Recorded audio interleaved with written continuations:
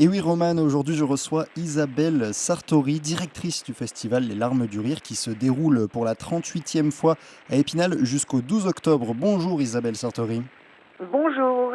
Alors le festival des Larmes du Rire, c'est un festival de théâtre burlesque, mais pas que. Il est né en 84. Est-ce que vous pourriez expliquer à nos auditeurs, pour ceux qui ne connaissent pas avant tout, qu'est-ce que c'est le théâtre burlesque?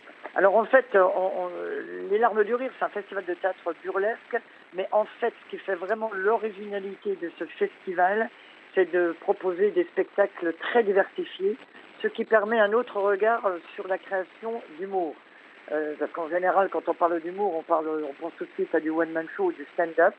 Et en fait, aux Larmes du Rire, je dirais, c'est tout sauf ça.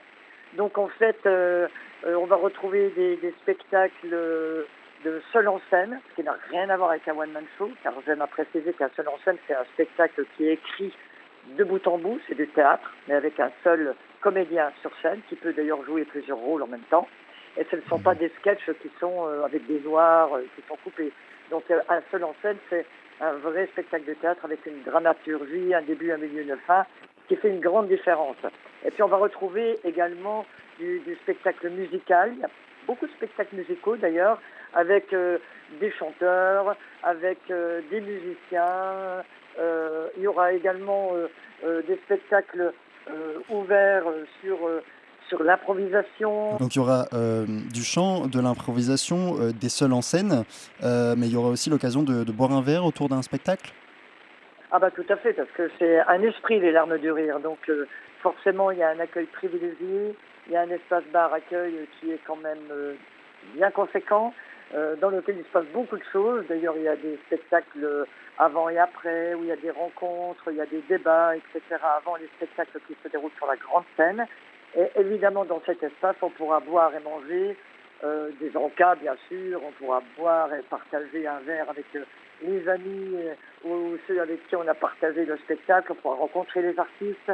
Donc ça, c'est important. C'est un espace, alors c'est un mot qu'on entend beaucoup et qui est un peu divulgué, mais c'est quand même un espace de vraie convivialité. Et cet espace est décoré aussi de manière très originale, avec la participation d'associations de réinsertion notamment, l'association Le Renouveau qui a organisé un salon spécial L'Arme du Rire. Il y a également une décoration qui a été réalisée par des personnes des maisons de retraite d'Épinal. Donc voilà, les Larmes du Rire, c'est aussi brasser vraiment le public le plus large possible, c'est sensibiliser vraiment des populations très différentes et surtout aussi des populations qui sont parfois éloignées des théâtres. Et c'est ça aussi la marque de fabrique des Larmes du Rire. Justement, l'identité du festival, concrètement, c'est quoi? Eh ben, c'est ce que je viens de vous décrire. C'est vraiment une ouverture sur des créations d'humour différentes qu'on voit pas forcément, qui sont pas forcément relayées à la télévision ou ailleurs, mais qui sont de grande qualité avec des artistes de très très haut niveau. Et on rit énormément évidemment aux larmes du rire, mais ça n'empêche pas qu'on soit également ému, touché, qu'il y ait de la réflexion, parce que c'est important aussi. Et donc tout ça, c'est l'esprit larme du rire. Et l'esprit larme du rire, c'est aussi vraiment l'inclusion. C'est vraiment de s'adresser à la population la plus large possible, de faire découvrir des spectacles qui font du bien et de redonner envie de venir les années suivantes. Et c'est ce qui se passe d'ailleurs en général. D'accord. Et justement, vous avez parlé de réflexion tout à l'heure. Cette année, est-ce que vous pouvez me dire un mot du parrain? C'est un professeur en radiologie. Oui, alors le parrain de cette édition, c'est le professeur Jean-Pierre Pruvot, qui est professeur de radiologie à l'Université de Lille, chef du service d'ailleurs de neuroradiologie au CHU de Lille. Et il a proposé donc une conférence liée aux bienfaits du rire, parce que on en est convaincu, le rire fait énormément de bien, a une vraie importance sur la santé physique et psychique. Mais là, on en aura la preuve avec des vraies démonstrations, des vraies études scientifiques apportées par cet éminent professeur Jean-Pierre Pruvot. Donc c'est pour apporter voilà, parce que ça peut être nécessaire, apporter vraiment une garantie scientifique sur les bienfaits du rire, et histoire de dire que pendant les larmes du rire, il ne faut surtout pas se priver. C'est une parenthèse hors du temps et qui va faire énormément de bien et qui va peut-être permettre aussi de supporter tout le reste. Puis on sort aussi enfin on n'est peut-être pas encore complètement sorti, mais on est quand même dans une ambiance un peu anxiogène de Mhm. manière générale. Donc je pense que le fait de se retrouver ensemble, de rire ensemble, ça va nous faire énormément de bien. On en a vraiment, vraiment besoin. Et justement, tout à l'heure, vous parliez du grand public. Cette année, vous attendez combien de personnes? Est-ce que vous en avez Ben une là, pour idée? le moment, je ne sais pas. Là, les réservations sont en cours. J'espère que le public va répondre présent.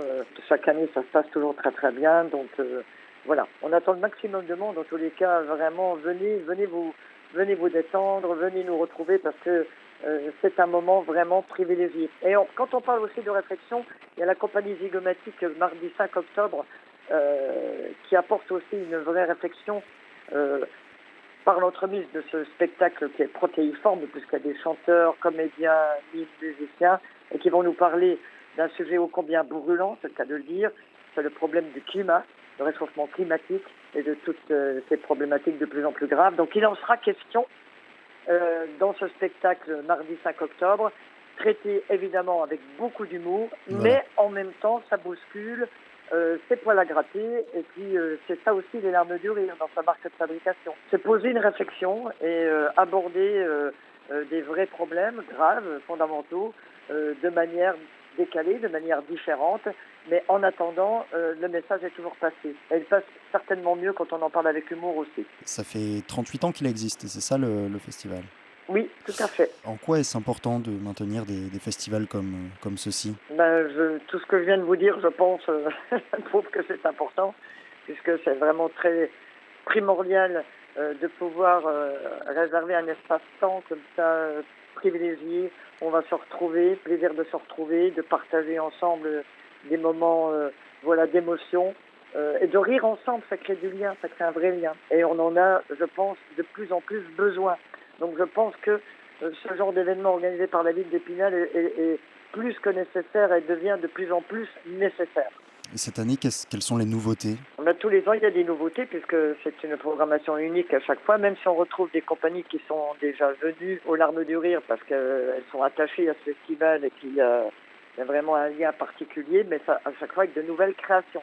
Donc tout est nouveau, même si on retrouve par exemple Chanson Plus Bifurée, des habitués au festival qui vont nous concocter une soirée spéciale Larmes du Rire et qui vont inviter en plus un duo très très dynamique et très drôle d'Oti et Anto. On va retrouver la compagnie C'est trop fort, mais dans un nouveau spectacle, dans une ambiance tout à fait particulière. On va retrouver et des nouveautés évidemment, des artistes dont on va faire connaissance, et notamment David Duclos, lundi 4 octobre, avec son spectacle Écroué de rire, et puis qui donne l'occasion aussi de faire des actions parallèles en amont du festival, pendant le festival, et ça aussi c'est important parce que ça ancre le festival dans la cité, et notamment David Desclos, qui sera là lundi, interviendra à la maison d'arrêt le lundi matin, et puis en fin d'après-midi, il rencontrera également des jeunes, des adolescents, donc par le biais de l'association Jeunesse et Culture, et puis par la plateforme d'insertion David d'Épinal. Il y aura une rencontre, un échange avec ces jeunes, et puis le soir le spectacle. Donc voilà, c'est pas juste de la diffusion pour la diffusion. Il y a vraiment beaucoup d'actions annexes qui impliquent énormément de partenaires et qui fait rayonner le festival vraiment au cœur de la cité. Justement, vous en parliez aussi en début d'interview de ces associations.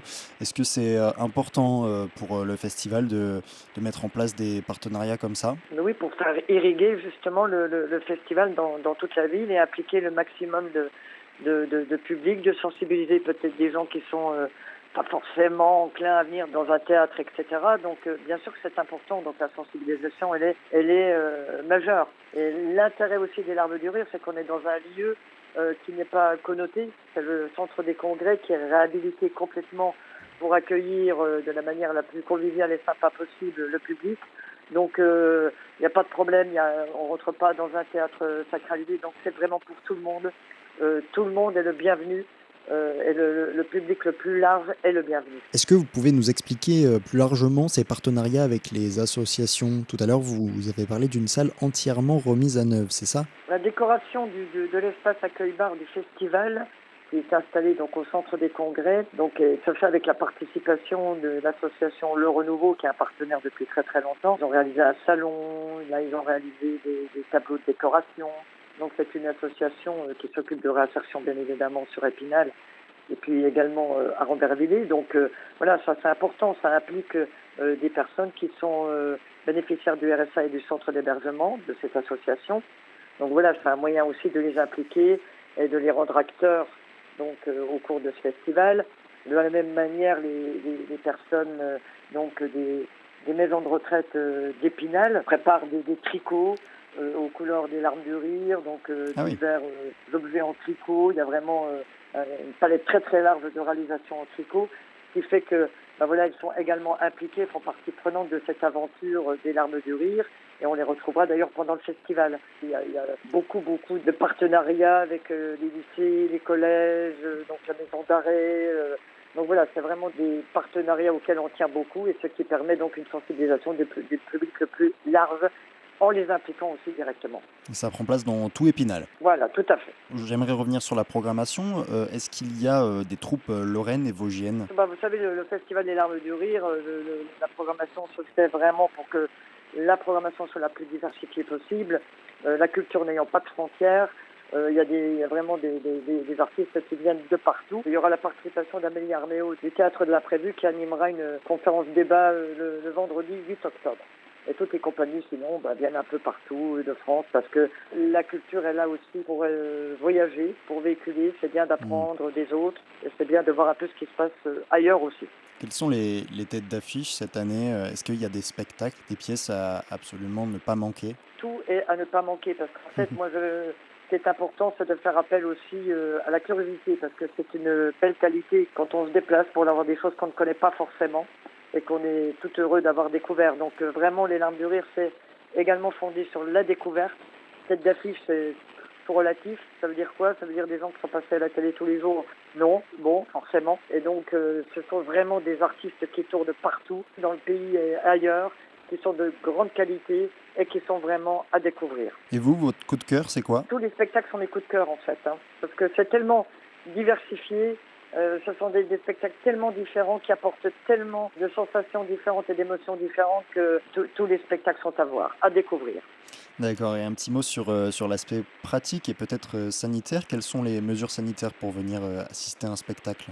Les sanitaires, donc les contraintes sanitaires en vigueur, qui sont le pass, bien sûr, pass sanitaire avec ou une vaccination complète ou un test PCR de moins de 72 heures.